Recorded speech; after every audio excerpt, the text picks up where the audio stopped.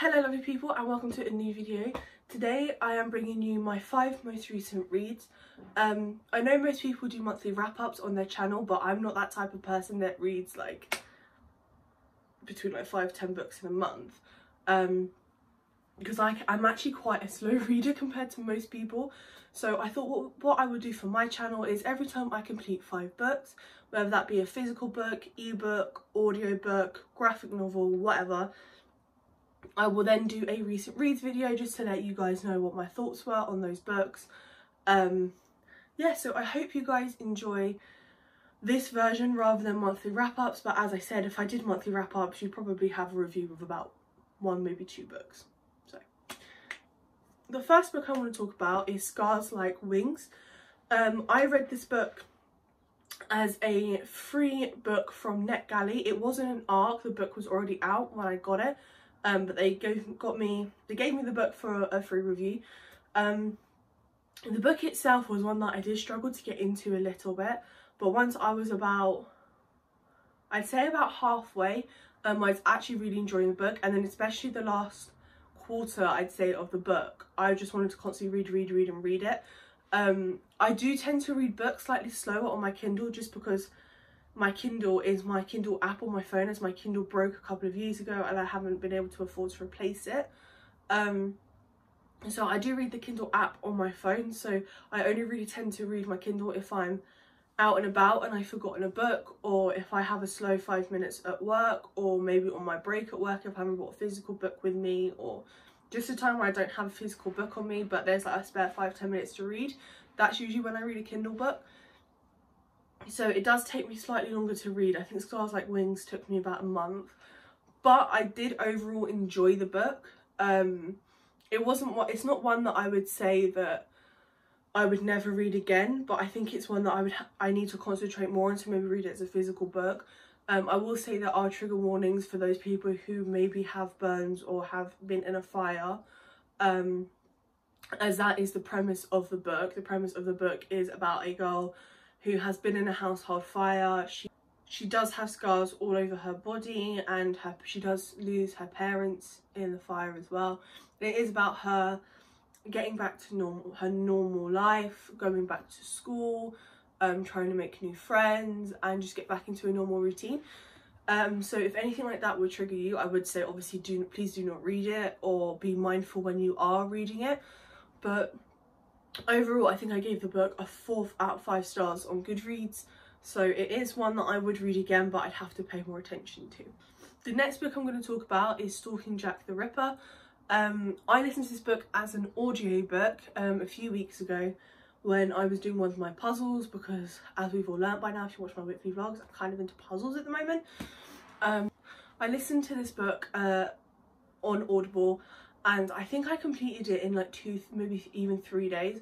I listened to audiobooks on double speed, so it wouldn't actually take me as long as the normal book, but I've also only listened to it when I was doing a puzzle, so there was like that issue. But I did really enjoy the book. I mean, I am a person who likes psychology. Part of psychology is crime and murder and forensic psychology, so listening to a story about Jack the Ripper, I actually really enjoyed it. I am that person that loves the crime part of psychology, which would include something like Jack the Ripper, considering nobody still knows who Jack the Ripper actually is. Obviously it's not the person in the book. The person in the book is a fictional character. But I did really enjoy that. I think I gave that a 4 or 5 out of stars. I tend to give very, very high ratings to book. It takes a lot for a book to get like a 3 or below for me. But again, I would highly recommend that book on Audible. It is one that I enjoyed listening to. I feel like if I maybe physically read that book, I may not have got it complete as quick as I did, as I probably would struggle to read it. But listening to it, I loved, and like just hearing the characters, it made it more realistic for me. It made it flow better. So I highly recommend it on Audible. The next book I'll be talking about is Mad About the Boy, the 3rd Bridget Jones book by Helen Fielding. I completed this book, as most of you know, during the stay-at-home reading rush. It was the only book I completed because that was an absolute fail, but I did get a 5-star read out of it. I've said many times that I absolutely love Bridget Jones. I love the films, the books, everything about it, because she is a typical middle-aged woman living in North London, and it's just great. This is a book that I really enjoyed. I read this book in a day. Well, I started it the night before, got like, I think it was 66 pages into it, then finished it all the next day. And it's, I think, 380 pages. So I was quite proud of that, because I used to be able to read books in a day really easily. Now I really struggle to do that. However, yes, I really did enjoy this book. It was 5 stars. And it was nice seeing Bridget Jones as a mum, rather than just the normal Bridget Jones who's just struggling with dating and boys and smoking cigarettes and her alcohol content and her weight. It was nice seeing a different perspective of her and seeing her as a mother and the struggles of her being a mother. That was quite a nice storyline that I really, really enjoyed. I actually think this one should have been made into a film instead of Bridget Jones's Baby, because this one was brilliant. Or maybe they'll make this into a film after Bridget Jones's Baby. Who knows? But I highly recommend all the Bridget Jones books if you haven't read them, especially if you live in London, because the places she talks about, like, you'll probably recognise, and the things people say in it and the characters, the way they act, are very typical like London characters. So you'll really probably relate to this a lot, even if you're not a middle-aged woman struggling with her weight, alcohol content and the amount of cigarettes she smokes, because I am not a middle-aged woman that struggles with those things, but I feel like I relate to her a lot.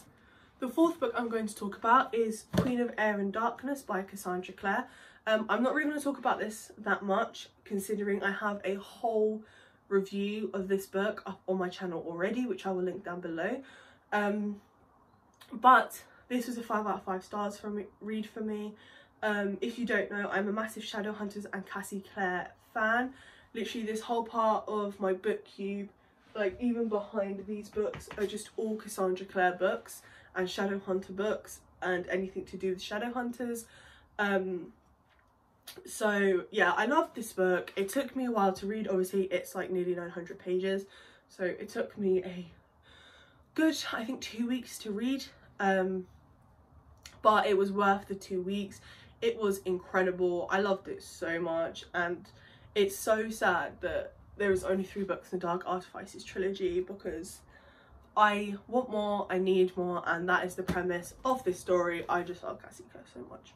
Final book that I'm talking about today is, you guessed, another Cassandra Clare book, and it is The Red Scrolls of Magic by Cassandra Clare and Wesley Chu.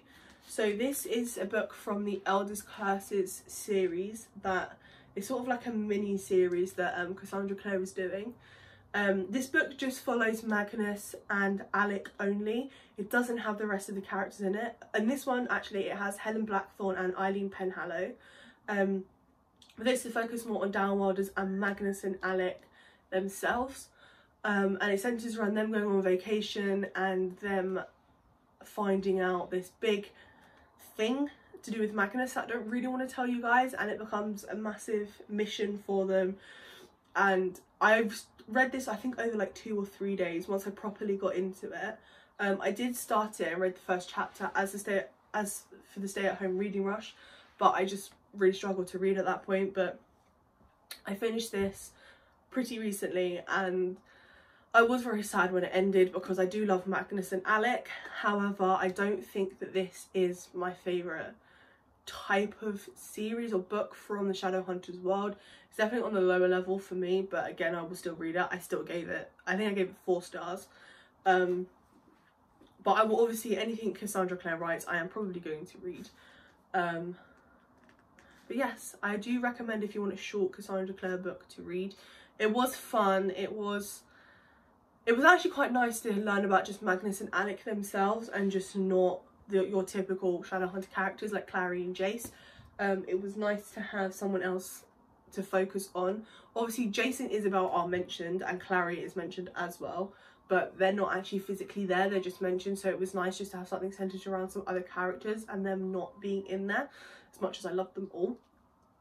But yes, I definitely do recommend anything by Cassandra Clare. Yes, if you've read the books that I spoke about, or there's other books you think I should be reading based on those books, do please tell me. I do love getting recommendations all the time.